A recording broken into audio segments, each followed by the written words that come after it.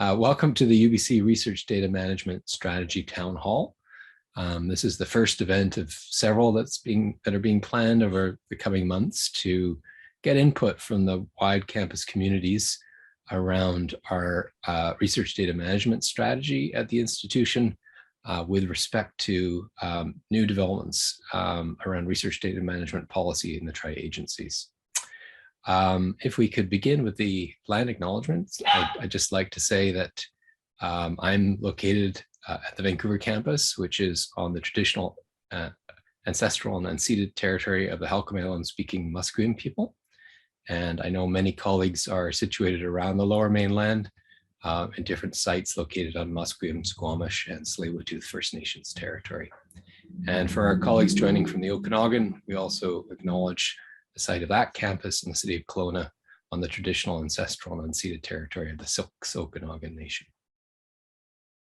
Next slide, please. So I'm just going to give you a brief agenda. I should probably say who I am too. My name is Matthew Evenden. I'm one of the Associate Vice Presidents of Research and Innovation at the Vancouver campus. And I'm joined by several colleagues today who will introduce themselves as they speak, but our main speakers will be Scott Baker from the Advanced Research Computing team and Eugene Barsky from the library. Our agenda is fairly straightforward. We want to give you some background on research data management at UBC. This is a conversation that's unfolded over many years now, and some background on the tri-agency RDM policy, which has been launched in this calendar year earlier in the spring, and sets out some targets and boundaries for our thinking about RDM policy at UBC. We want to explain some things about how UBC is considering its response and approach. And we hope to carve out a lot of time at the end of the session after the presentation part for questions and answers and feedback, particularly around those broader strategic points. You know, where are we as an institution? Where do we want to be? We recognize that you're all going to be coming at these questions from different perspectives, different research areas, different faculties, and we value the spectrum of input, and we'll need to think about the different kinds of research and research data management needs across the institution as we develop these high-level policies.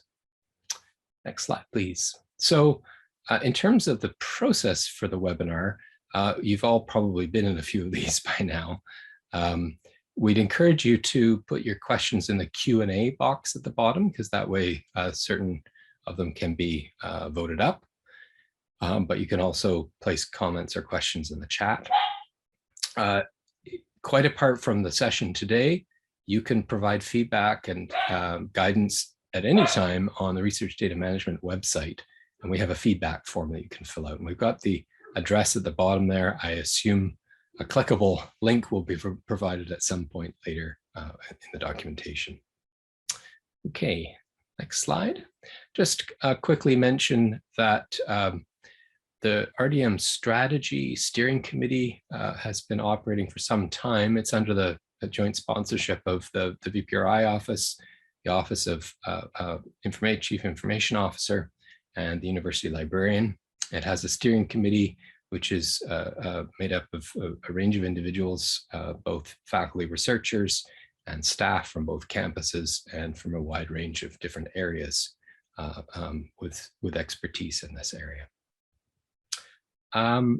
With that, I think I'm going to turn it over to the experts who can explain the approach that we've been developing, Eugene and Scott, to proceed with the presentation. Thanks so much, Matthew. Hello, everyone. My name is Eugene Barsky. I'm the head of research commons in the library, and our team is the teams that works with research data from the library point of view. We have a research data management librarian, Doug Bigham, and they run multiple repositories to work with data. Since we all coming to this from different disciplines, and you think about data in a different way. Some of you think about data working with MRI scans. Some of you think about data working with interviews or soil samples or corpus of text.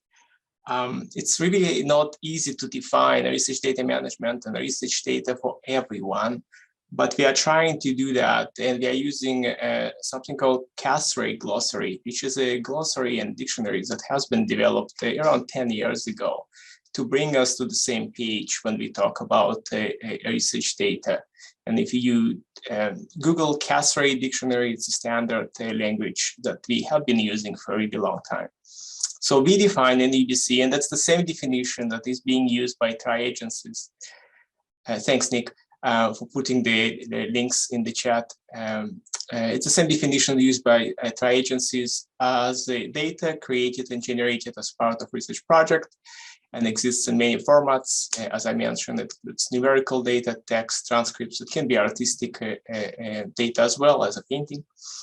The most important thing is something that used as the primary sources in your discipline, and it's accepted in your discipline as necessary to validate research findings. That hopefully brings us to the same page when we talk about research data. And it's very broad. Lots of things can be research data. Scott, would you mind next page, please?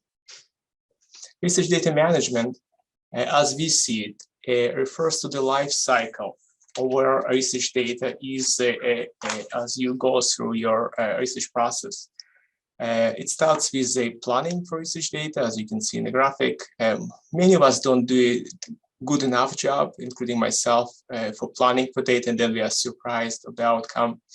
So planning is extremely important. Many of us do focus a lot on collecting and analyzing the data, but then somehow we also need to take care of the sharing and preserving the data. So if somebody in 50 years, 25 years wants to see the data, and we'll have access to it, some kind of access to it. So we do want to ensure that.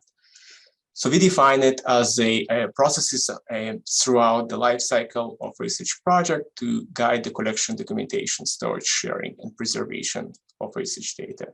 And it has obvious benefits to keep your data secure and facilitates long-term access and preservation of the data.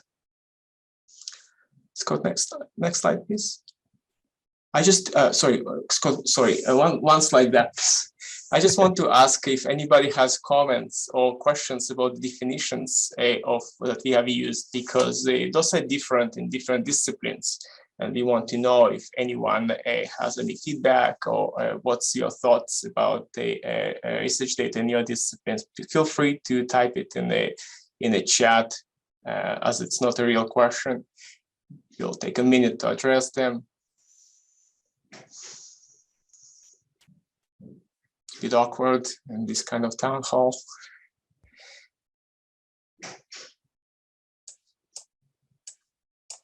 Okay, nothing coming up. So Scott, now it's the time. Thanks. You might see that research data management is an important part of both the UBC strategic plan and the multiple unit strategic plan. It's in the library strategic plan as well.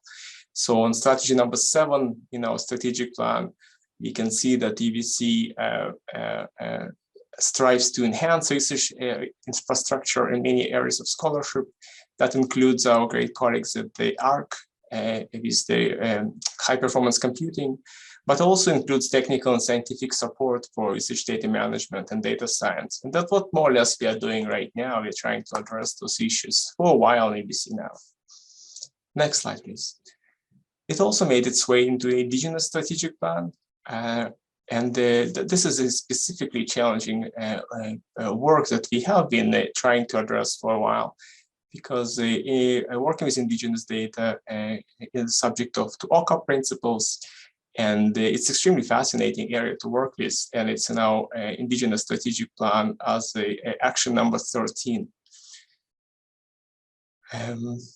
There are some questions in the chat, not questions, but the comments. So I want to address those. Maybe Scott, do you think we should address them now, or we should wait to the end? Oh, go ahead. I mean, you mentioned it. It's a bit of a tricky one that we can talk about a little bit, but. Yeah, I think we should address this one towards the end, because that's quite specific about the genomics level data in UBC repositories. Maybe we should address it towards the end, and I will make sure we do. Thanks so much for the question, William. I think at this point I will pass it to our brilliant colleague Scott, who will introduce himself and take it forward. Thanks, Eugene and Matthew, and hello, everybody. As Matthew mentioned, my name is Scott Baker. I'm Manager of Sensitive Research at Advanced Research Computing, and I've been working together with Eugene, Matthew, and many others over the course of several years on research data management, specifically on the strategy side. There's lots of different work being done by lots of different groups related to this, and a lot of it is coming out of recent activity at the tri-agencies, which are the primary funding agencies that are split into the CIHR, NSERC, and SSHRC funding agencies. And that's really the crux of where this most recent effort has come. They have made several statements and policies relating to research data management. And really what they're trying to do is make sure that research data is well protected, well managed, and maximizing the use of that research data across Canada. And as a result of those goals, they've come out with a statement of principles on research data management and the policy, which has recently come out. And it's the policy itself that has really driven what we're hoping to talk about today. It has three pillars that talks about an institutional strategy, and a requirement of that policy is that UBC create one and publish it publicly by March 2023. So there is a bit of a timeline for this. They also have requirements around data management plans and data deposits. But in order to focus the discussion today, we're really only going to talk about the institutional strategy component of this policy, because there are other groups and other work being done in those areas to discuss those aspects of it as well. So the response from the institution will have to be multifaceted, but our goal today is really to look at the strategy itself. And when we look at what the tri-agency has requested for the strategy, they're really looking for institutions to specify their own path. They have acknowledged quite clearly that different institutions, be they a large university or a very small college or polytechnic, will have very different requirements when it comes to research data management. It will depend on the faculty and the focus of the university and the resources that already exist and the resources that they know they need. And that's a big aspect of what we're hoping to look at. We want to look at where you are finding gaps and where you are finding successes in research data management currently today. And that will help us figure out where we need to go and what the strategy needs to state in terms of priorities for the future.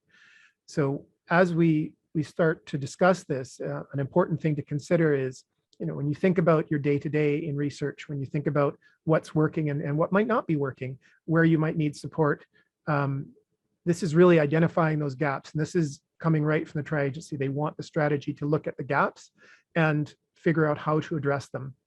It's not necessarily going to propose detailed solutions for specific use cases, but it will look at a strategic level. Where do we want to commit resources and efforts for future work to improve research data management as a whole. And they have, as it says here, also stated that they realize that it's going to encourage alignment across collaborations with other institutions, but they do know that everybody's going to have a slightly different approach to this. And there is some national work being done currently to try to seek alignment. But again, this particular strategy is going to be the UBC strategy, so it will be specific to UBC in the hopes that it'll follow some consistent approaches, and I'll talk about that in a second. So we have been working on a variety of different things in terms of RDM for some time now, and some of you may have been present when in 2014 the tri-agencies actually came and presented at UBC. We had another similar town hall format. A bunch of people were present and we discussed this. At that point, the policy was still just a gleam in their eye, and they were actually seeking feedback on the policy itself. And that was very valuable because we were able to provide quite a bit of feedback along with several of our partner institutions.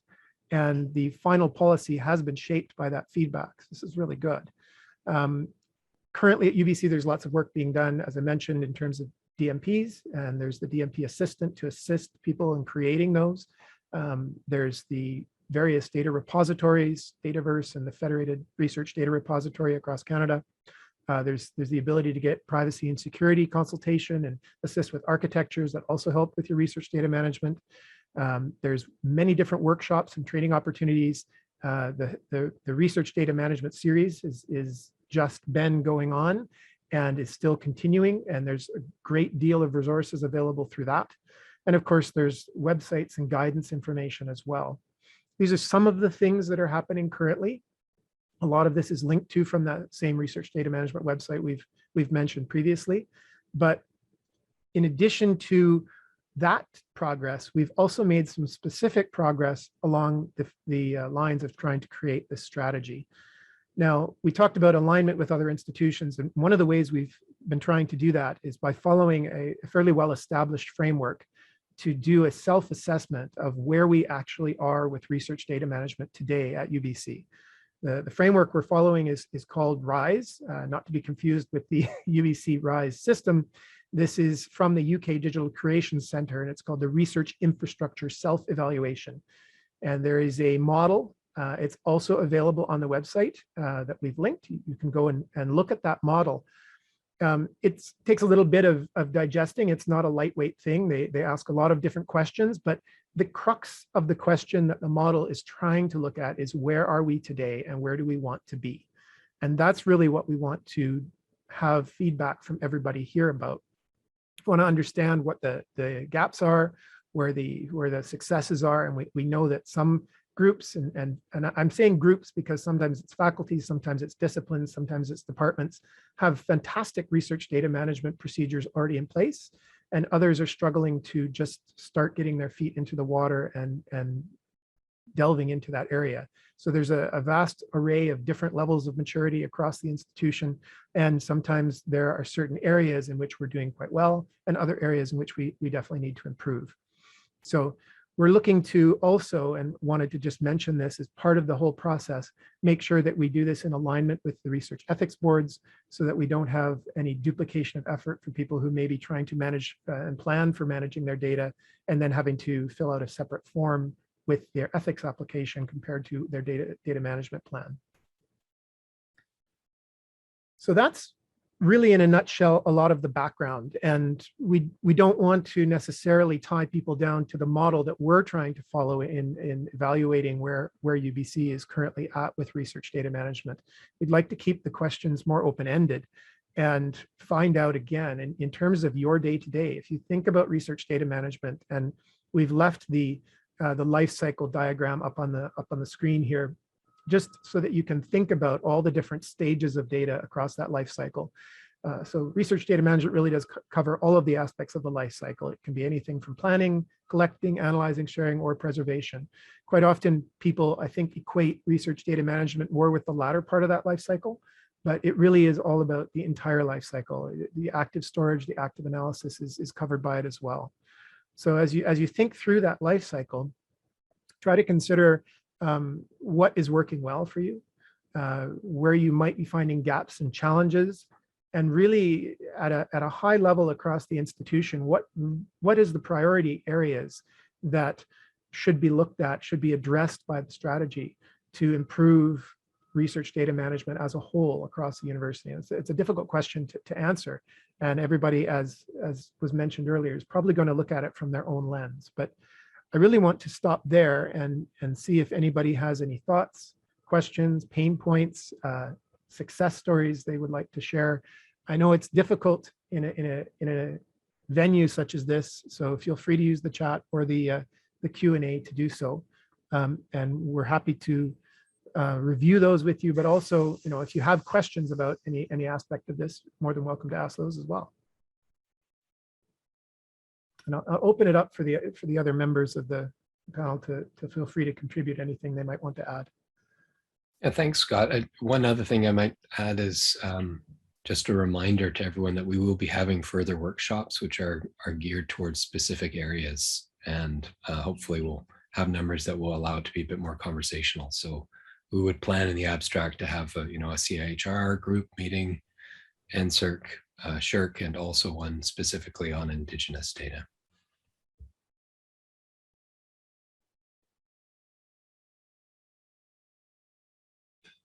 So I'll give it a moment with the awkward silence as we watch the chat box to see if anyone wishes to be brave and throw some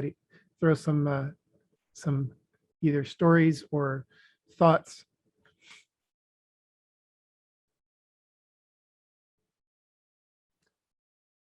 I see a hand up, so I can definitely should be able to speak now if that's what you wanted. Hi, Scott. This is Jeff. I work in the Center for Brain Health.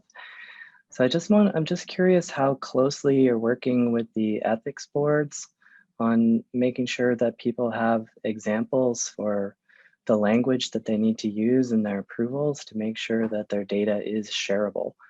So we've had circumstances where we want to work on a project with people, but it seems very minor changes in the wording of the approvals that they've submitted mean that we can't actually participate in their project and can't work on the data that they're collecting.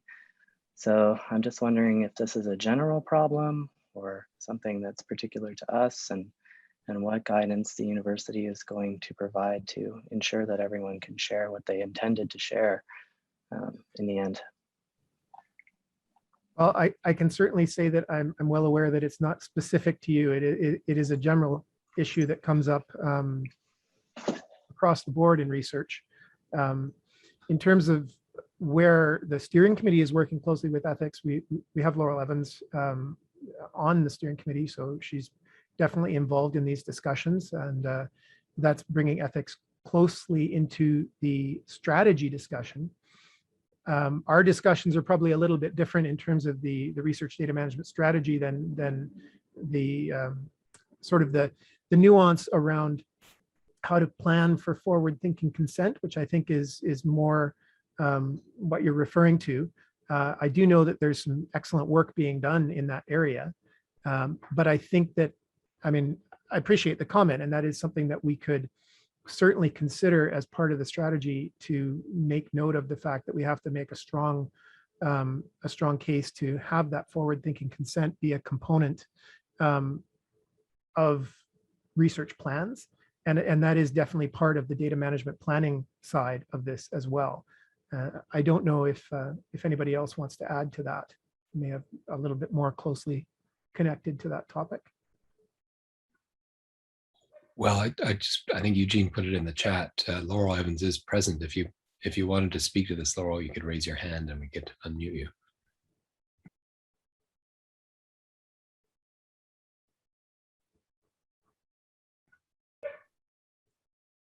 We can also come back to it a little later. And I also see a question in the Q&A.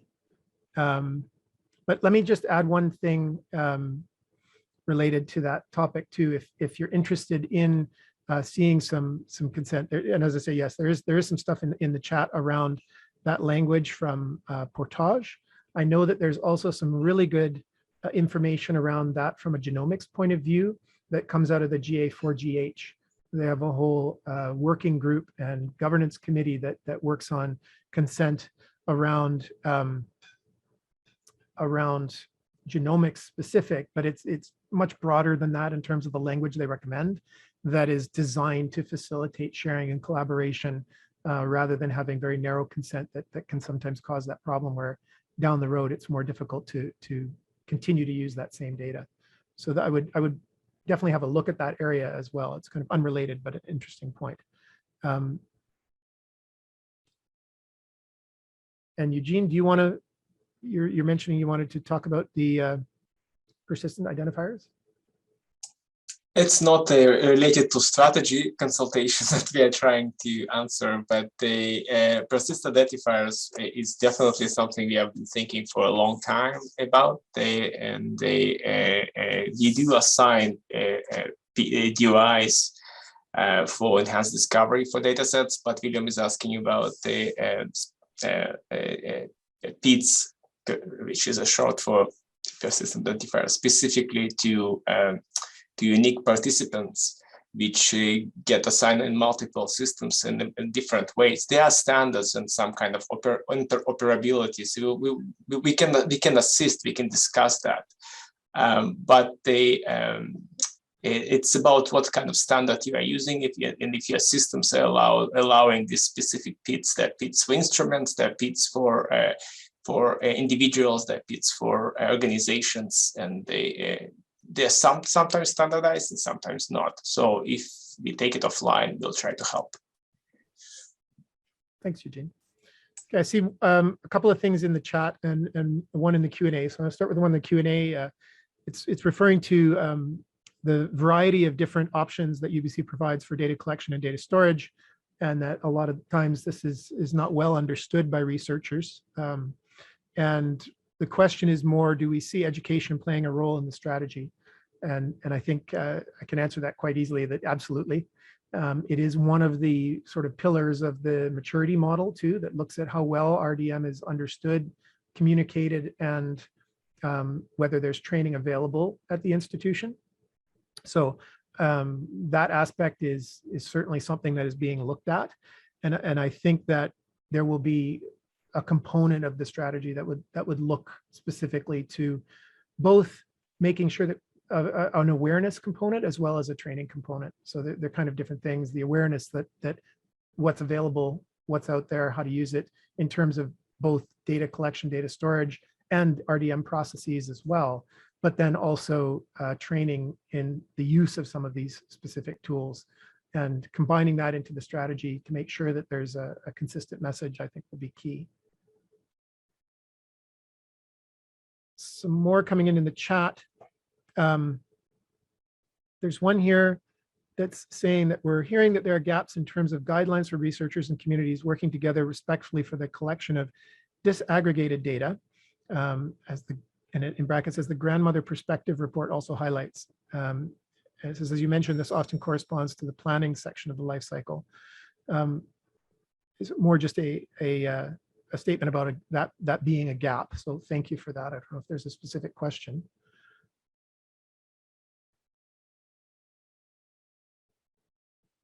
I'm just reading through the chat, so bear with me. Another statement about the criticality of involving ethics. I think that does go without saying, that ethics is very close to research data management for sure. But we will definitely note that. Another one listing a challenge that I've encountered with my group is the turnover of students. So when grad students leave, what happens to all the data they've generated? And the understanding that use of Dataverse are the repositories for data sets that are done, but for partly processed data or data that haven't quite made it into publication, it feels less clear. And that would fall under planning or preservation. Yeah, absolutely, under the planning stage. I see Eugene wants to say something about that one. Thanks, Scott. Thanks for paying attention for so many channels at the same time. It's an excellent question and comment, actually, Julie. Thanks so much for doing it. We see three different types of data repositories. An active data repository, that's what you are referring to, that is not finished, not complete. And this is the hardest one to address, and we can discuss that further. What we have been working with is another layer of data storage, is the repository storage. And Dataverse is a data for repository storage. So data is ready for sharing and amending and changing, but towards the end of the life cycle. There's also preservation storage, and that's a dark storage that we have been doing in the library to preserve the data in a long run, 20, 50 years. But you are addressing active data storage, and that's the hardest one again to mention. But we have been working on some guidance for people how to create manuals for your lab to address this high student turnover. And we have some partners in the life sciences who have been working with us, so we can share those guidances with their permission. Again, reach out to us and we can try to do that. Thanks, Scott. Oh, thank you, Eugene, for clarifying that. And I see that Lorato's posted the link in the chat also for the disaggregated data report. I can't open it right now to get a quick summary, but that's another resource you'll probably want to have a look at. I wanted to mention too about the turnover and the part of planning that represents. I think in terms of the strategy, one of the things that is asked in the model is relating to, is there a ability within an institution, and how mature is it to assist people with planning for turnover and having that culture of research data management, so that people understand what would be expected, and that even as grad students come and go, they will have a somewhat consistent expectation around how they would manage their data in terms of file naming and storage locations, so that it won't necessarily be so difficult when the next person tries to pick up where they left off and things don't get missed. But that's a really good one to understand. So thank you.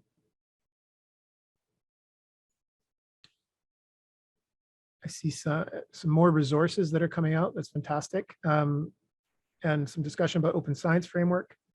I think that's another area that a lot of people have looked at, both for the collection analysis and the sharing side of data.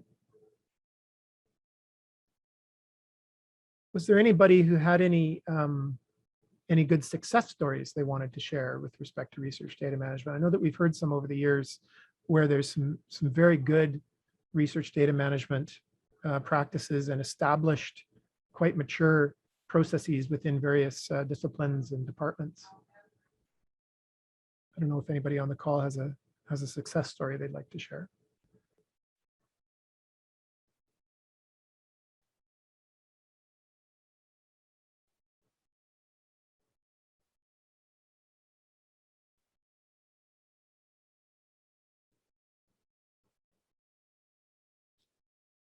Maybe I'll throw out another food for thought item related to this as well. Quite often, what we hear about at ARC is challenges that people face when they're trying to move data around. And that can be the fact that it's either a large amount of data, very large amount of data, or they need to move it around in a way that multiple people can work on it at the same time. And that data could often be quite sensitive data. So it may be clinical data, and they're struggling to move it in and out of a clinical setting, or moving it between jurisdictions across the country. I think that is a challenge that a lot of researchers face. Sometimes it's technical, but it's not always a technical challenge. Sometimes technically it's quite easy.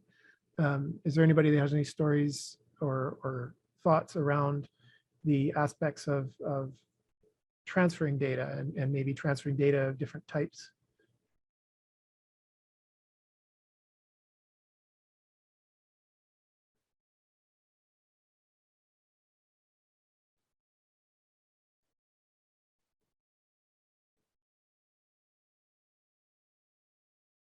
Oh, here, I can make sure that that goes out.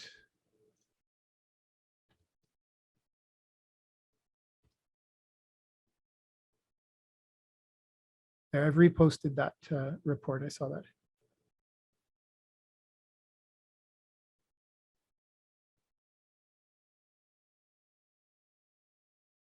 I'm seeing some more great sharing of resources. This is interesting. We're going to have our work cut out for us reading through a bunch of information and seeing what other people are doing.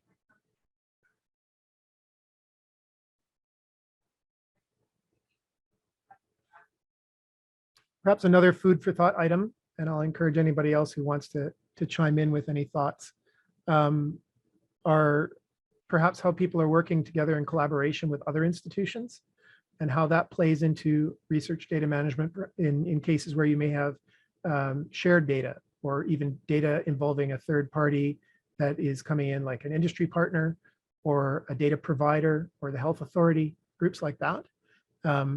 That's an area that I think we certainly, during the town hall with the tri-agency, this came up quite a bit, looking at what would be important aspects of the strategy to assist researchers who are working in that semi-clinical, semi-academic or cross-boundary of data, and needing to be sure that their data is managed appropriately across that boundary.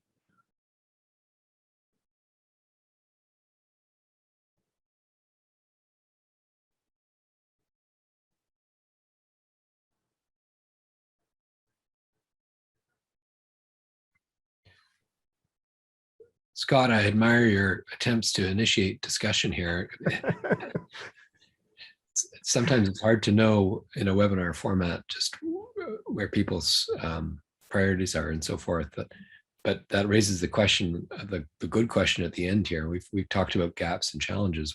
What do you think, all of those of you on the call, what do you think should be prioritized in this strategy and support we're envisioning?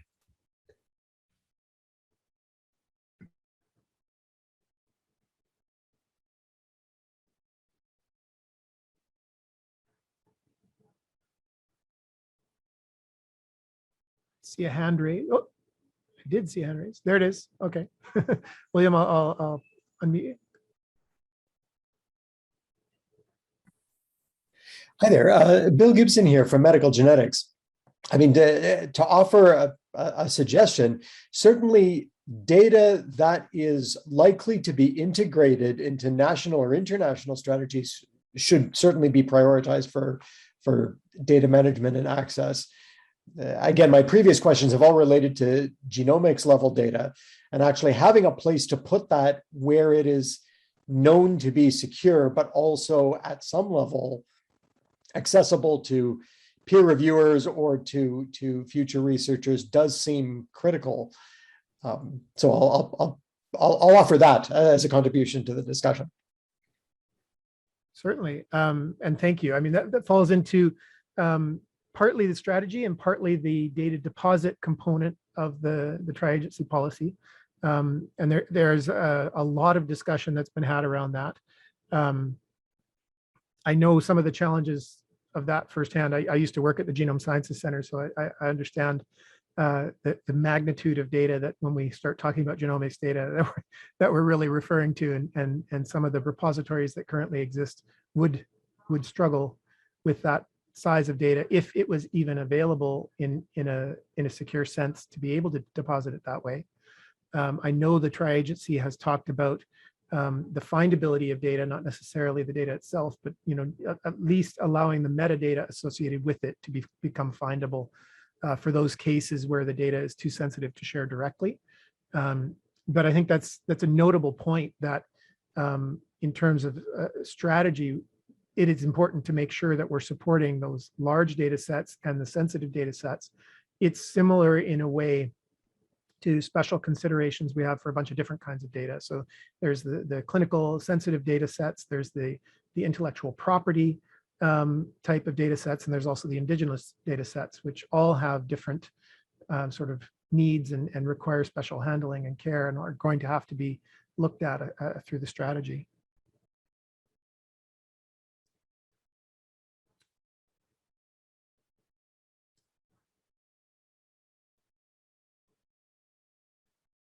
So you're most welcome.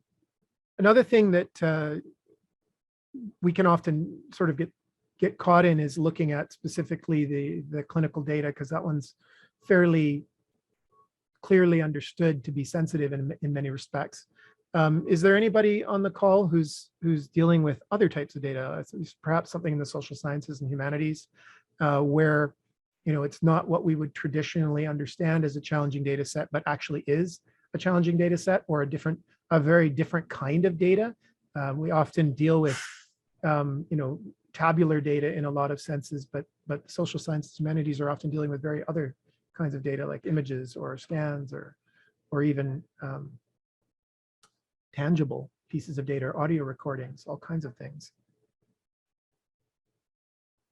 Yeah, or social media data, that's true.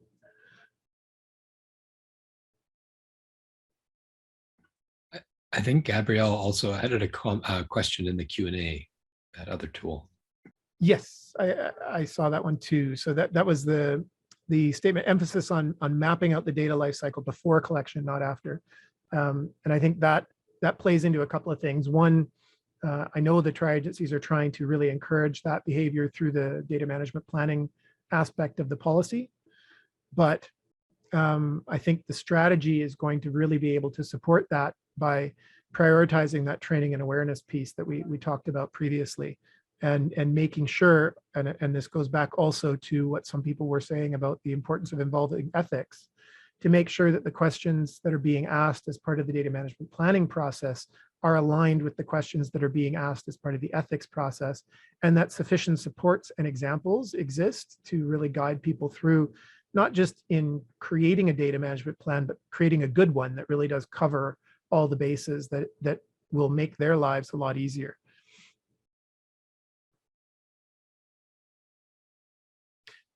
Okay, thanks, Gabriel. So the item there about the emphasis on the data lifecycle planning was really a prioritization suggestion. Noted and understood. Yeah, I would agree that the planning is a critical component of good research data management, and specifically planning for that entire life cycle. Any other thoughts on the priorities? I think this is a, as Matthew mentioned, we're going to have additional sessions, and those sessions should allow it to be a little more conversational than this large format. At least that's certainly our goal.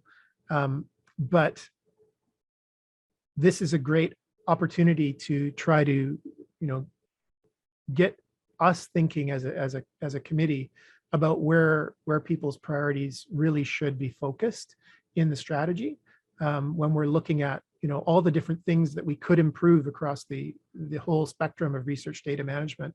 Where should the resources that exist be focused? Because we probably won't be able to do everything, but we certainly are going to try to have the strategy suggest what should be done and what should be prioritized. So if there's any other thoughts around, maybe there's 5 important areas, but what are the important ones to do first? So we've got the one vote for the planning exercise, which I think correlates to both ethics and training, and we've heard ethics from a couple of different voices already, and that alignment. Are there any other thoughts around priorities?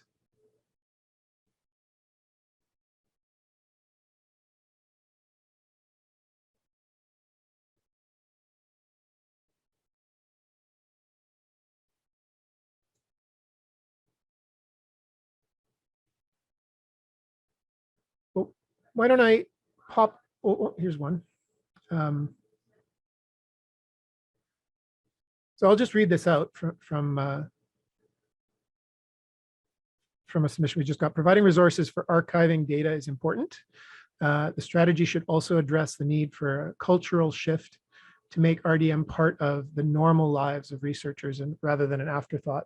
I think that's a really good point, and I think it's sort of what the tri-agency is hoping to do through normalizing the data management planning as part of the application process over time. They're going to be rolling that out as part of the policy, but that's something the strategy can look at as well. For, again, I think that's another sort of strong statement around the training and awareness part, to make this something that is just culturally done.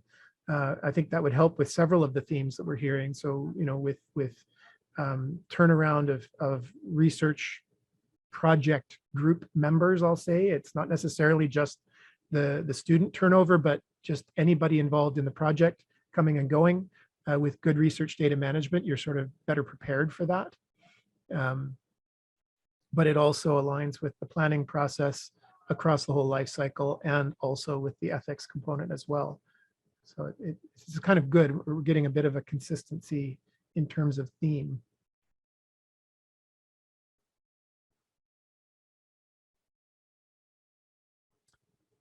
What I thought I'd do,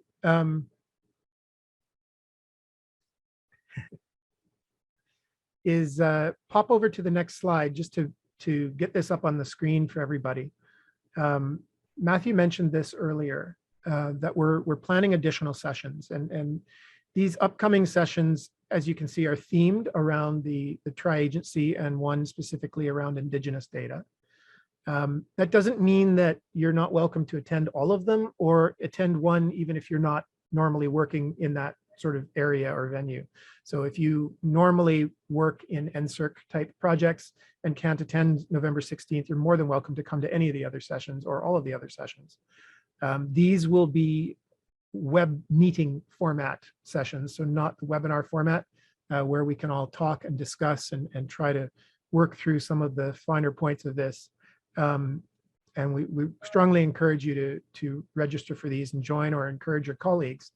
But independently of those, the feedback form that was mailed to you, I believe, along with your meeting invite. So you should have the link to access the feedback form, but the link that's shown on the screen here will take you there as well. There's a very simple feedback form on the Research Data Management website. It's basically just seeking input about this. So as a result of today's session, or any of these, or just thinking about research data management over the next little while, and as you can see, these sessions continue on into next calendar year. So you have some time to think about this, and you may hear other things as the fall season progresses across into the winter. Please consider dropping in some feedback into that form, even if you can't make any of the sessions, and encourage your colleagues to do so.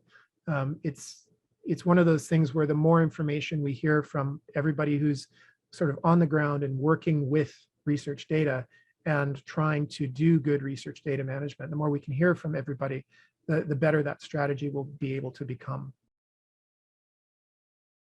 Not to say that we're stopping just now if other people have thoughts, comments, or questions, but I wanted to just pop that up on the screen so you could see and hopefully plan to attend at least one of those sessions. Maybe we could jump back a little bit too, Scott, to the question posed by Lisa Sundstrom to other attendees. I don't know if there are social scientists and humanists on the line who have specific questions to ask, but maybe Lisa, you'd like to speak to this point. And I mean, I think Paul's comment there about the need for a cultural shift among researchers is a good one. I think what I would add to that is there are quite a few cultures of research data management in different fields. And so we need to be sensitive and thinking about the context of particular domains of research in the way that we approach this and think about the strategy, so that it doesn't prioritize, some forms of data management over others. Looks like Lisa's maybe. Yeah, can you hear me? Yes, we can. Great. So yeah, I mean, I just posted that to the hosts and panelists in the chat, thinking if I'm, as I am, a social science researcher watching this conversation, I may have real questions about, oh, I do ethnography with topics that are particularly sensitive, where you can't reveal who your confidential subjects are. And if you anonymize your data, often you're kind of removing, either making it completely useless, or you're still identifying people by showing their statements as they're said. Anybody in the know would know who this person is. So I'm just thinking many people who are listening may have concerns about that. And I don't know, Scott, if you want to say anything about the Tri-Council approach to that, and where lines are likely to be drawn in terms of sharing data in particular.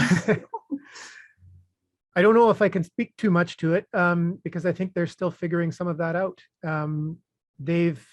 In terms of the policy as a whole, they have those three pillars. So there's the strategy, which very much is up to UBC. They've provided very little guidance around exactly what they want to see in the strategy. From the institutional's strategy perspective, they just want it to look at where the university is and where they want to go, and that's really the primary question, and ensure that there are some documented supports for researchers in the research data management space. I think this one is going to fall more into the pillar around data deposit, which is definitely a challenging one for any type of data set that has any sensitivity around it, or special needs around it. And I think they're still figuring that out to some extent, which is why they haven't even provided a date yet for when they're going to start making that a required component of the policy. For the longest time, they've always sort of told us, we're going to want an institutional strategy published fairly early on. We're going to start asking for data management plans. And then the typical statement is, down the road, we will be looking at data deposit. And I haven't heard any change to that that type of statement yet. So I think it's something they're still working on. However, I do think that it's an important component of the strategy to identify the fact that this type of data exists in a variety of different forms, and that it's not just obvious sensitive data. There's a lot of inobvious sensitive data. It happens with, in my past, very rare diseases where we worked with certain groups that, you know, just by saying this was a female who had this disease in Canada, you knew who it was, just with that, because it was so rare, it was so unusual that was enough to identify them. And that kind of breaks the mold of the standard de-identification concept around certain data sets. So it's not an easy topic. It gets a lot more interesting when you're looking at, you know, quotes and also video and images that could be now processed through high performance systems to identify individuals or provide likely analysis of who might be the speaker or the person imaged. So I think it's definitely an area that the strategy needs to look at. It'll be more identifying the need to consider it and also to respond appropriately once the tri-agency does get a little bit more clarity around what they're looking for in terms of data deposit.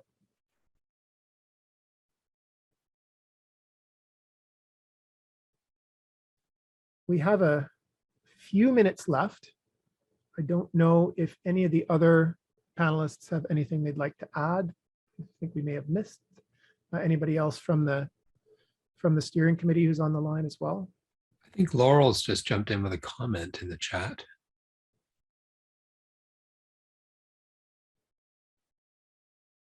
Yep, I see that. So if you haven't seen it, and Laurel's got her hand up, so I'll let her speak to this. You should be able to unmute now, Laura. There we go. Okay, yeah, I just wanted to add that, and I put it somewhere further up, governance is extremely important. And I think if it's thought through from the very beginning, it can solve a lot of the ethical and the access issues. But right at the moment, ethics, all of the boards now issue a standard proviso that says that your data may have to go into an open repository for purposes of sharing with other researchers and for examination of the integrity of the data. But they obviously de-identify it as much as possible, and that's what's said in the consent. With the really sensitive data, the plans are really to have different levels of access, and at some point you would have to have it go through either the ethics board or the researcher, him or herself, to make a determination as to exactly who should have the access and in what format.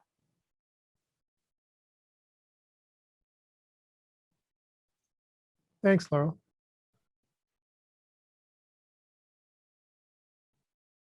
Hopefully that helps address some of the earlier questions as well, related to how language can be incorporated into consent and ethics applications to facilitate that.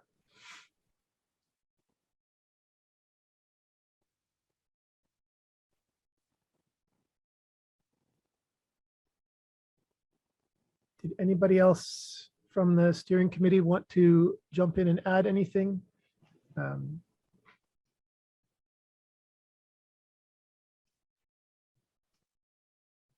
And or are there any other final thoughts, questions, votes for priority from anyone on the call?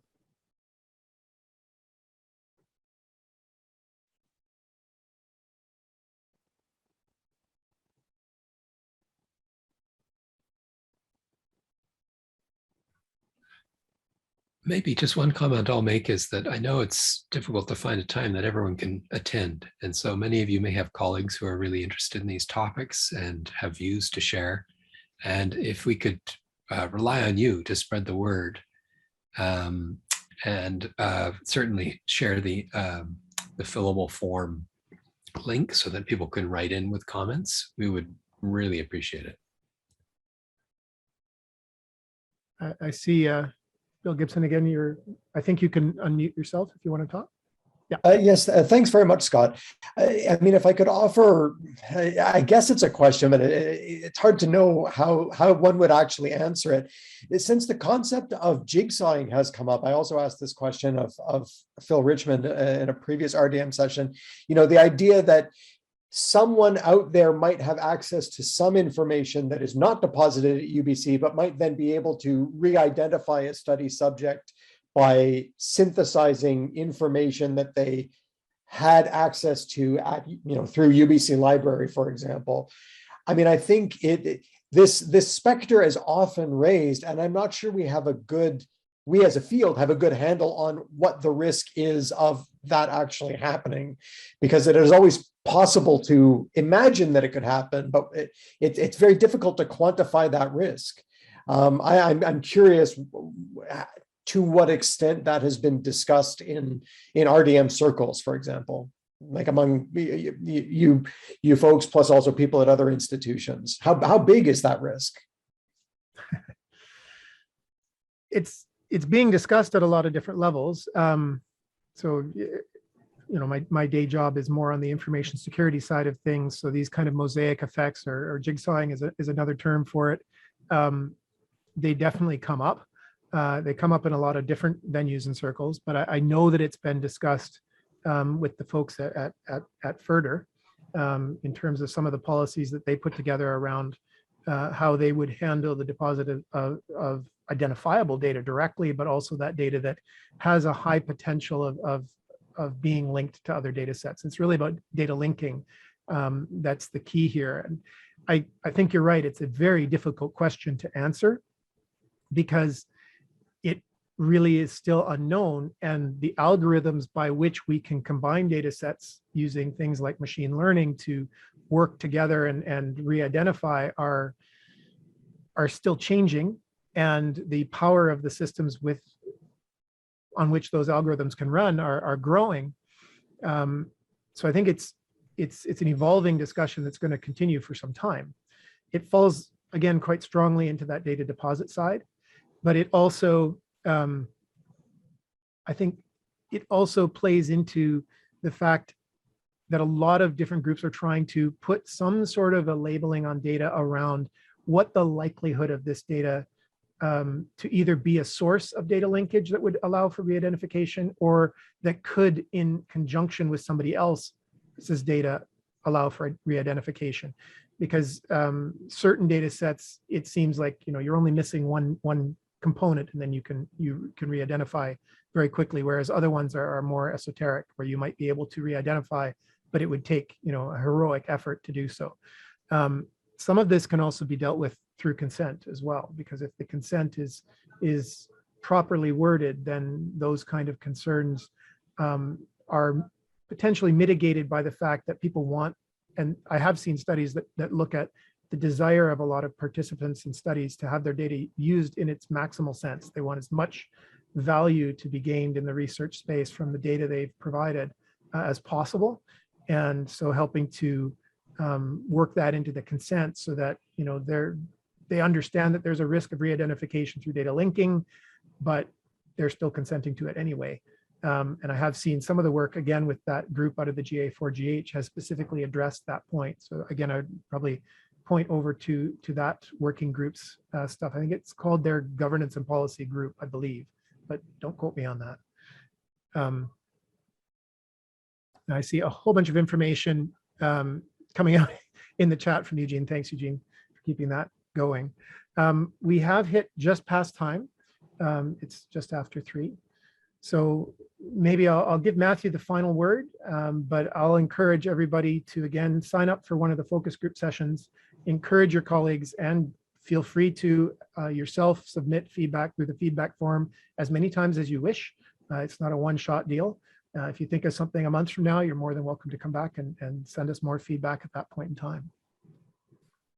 Thanks, Scott. The only thing I wanted to say is thanks to you and Eugene, and for all the attendees and members of the steering committee for making time for the discussion today. I realize that talking about the strategy can appear somewhat abstract at times, and we all approach these topics from the position of our particular research areas. As you digest the discussion today, please follow up with feedback and feel more than welcome to attend one of the more themed focus group sessions so that we can have a continuing conversation. This will be an iterative process. Thanks so much, everyone. Appreciate your time.